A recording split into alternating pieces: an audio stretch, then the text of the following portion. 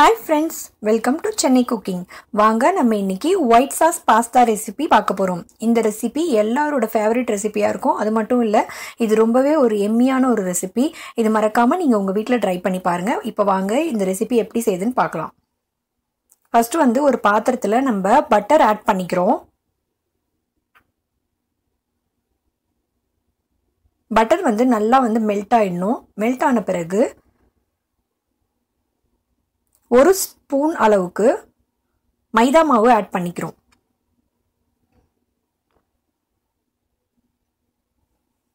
இப்போ இது நல்லா ரோஸ்ட் பண்ணிக்கோங்க. இப்போ பாத்தீங்கன்னா நான் 1 கப் அளவுக்கு மில்க் ஆட் பண்ணியிருக்கேன்.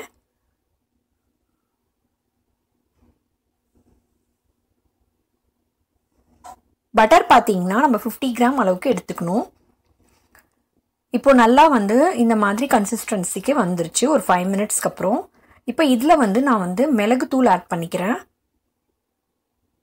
காரம் உங்களுக்கு ஏற்ற மாதிரி நீங்கள் ஆட் பண்ணிக்கோங்க. இந்த ரெசிபிக்கெலாம் நீங்கள் காரம் கம்மியாக ஆட் பண்ணால் தான் நல்லாயிருக்கும். இப்போ கூடவே பார்த்தீங்கன்னா நான் இட்டாலியன் ஹெர்ப்ஸ் ஆட் பண்ணியிருக்கேன். ஆரிகானோ.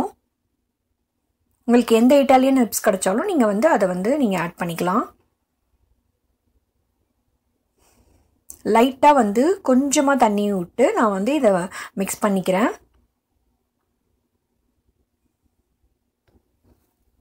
இப்போ அதில் நான் பார்த்தீங்கன்னா சால்ட் ஆட் பண்ணியிருக்கேன்.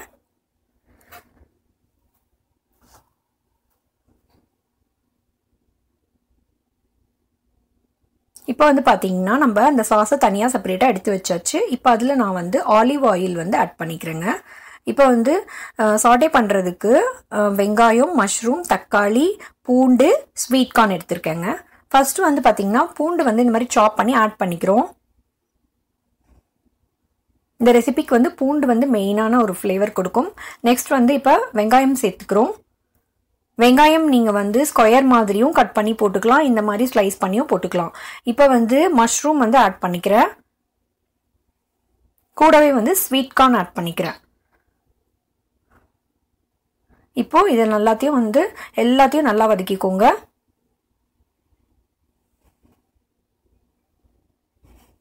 வெங்காயம் லைட்டாக பிங்கிஷாக மாறணுன்னு இதெல்லாம் நீங்கள் ஆட் பண்ணிக்கலாம். ரொம்ப வதங்கணும்னு அவசியம் இல்லை. இப்போ பாருங்கள், ஒரு 2 மினிட்ஸ்க்கு அப்புறம் நான் இதில் மிளகு பொடி ஆட் பண்ணிக்கிறேன். சால்ட் ஆட் பண்ணிக்கிறேன். சால்ட்லாம் உங்களுக்கு விருப்பத்துக்கு ஏற்ற அளவுக்கு நீங்கள் ஆட் பண்ணிக்கலாம். இப்போ இதை எல்லாத்தையும் நம்ம நல்லா மிக்ஸ் பண்ணி விட்டுக்கோங்க.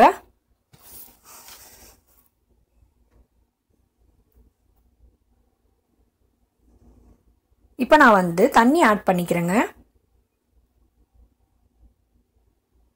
தண்ணி பார்த்தீங்கன்னா நான் ஒரு 3 கப்ஸ் ஆட் பண்ணியிருக்கேன். இதில் நான் டொமேட்டோ கட் பண்ணி ஆட் பண்ணிக்கிறேன். டொமேட்டோ நீங்கள் கடைசியாக தான் ஆட் பண்ணணும். இப்போ சுகர் ஆட் பண்ணியிருக்கேன்.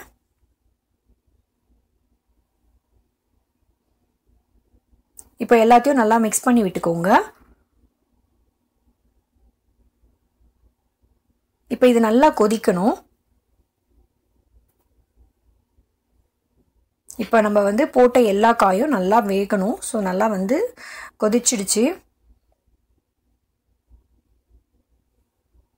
இப்போ நான் ஆல்ரெடி பாஸ்தாவை பாயில் பண்ணி வச்சுருக்கேன்.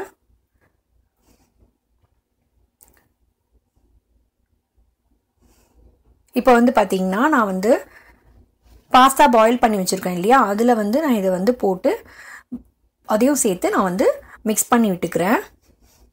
இப்போ ஆல்ரெடி நான் மேக் பண்ணி வச்சுருக்க ஒயிட் சாஸ் நான் ஆட் பண்ணிக்கிறேன். எனக்கு கொஞ்சம் தண்ணியாக இருந்தால் பிடிக்கும். ஸோ நான் 3 கப் சொன்னேன். உங்களுக்கு வேணும்னா நீங்கள் தண்ணி இன்னும் கூட கம்மி பண்ணிக்கலாம். இப்போ நான் ஆல்ரெடி சாஸ் மேக் பண்ணேன் இல்லையா, அது நான் ஆட் பண்ண பிறகு திக்காயிடும்.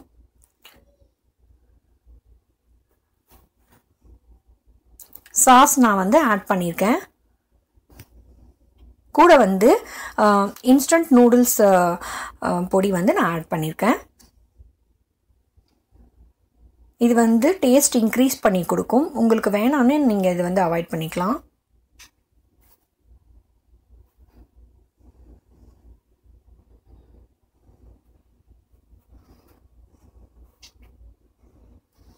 இப்போ பார்த்தீங்கன்னா ஜஸ்ட் வந்து இப்போ நான் வந்து ஒரு முக்கால் வேக்காடுக்கு தான் நான் ஃபஸ்ட்டு வந்து பாஸ்தா பாயில் பண்ணியிருந்தேன். இப்போ நான் இது கூட சேர்த்து நான் கொதிக்க வைக்கும்போது இன்னும் நல்ல ஒரு சூப்பர் கன்சிஸ்டன்சிக்கு எனக்கு கிடச்சிச்சு. ஒரு 5 மினிட்ஸ்க்கு அப்புறம் இந்த பாருங்கள், இந்த மாதிரி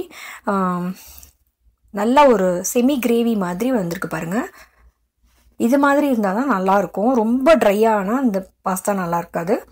இங்கே பாருங்கள், இந்த மாதிரி இப்போது நல்லா எல்லாத்தையும் மிக்ஸ் பண்ணி விட்டுக்கோ.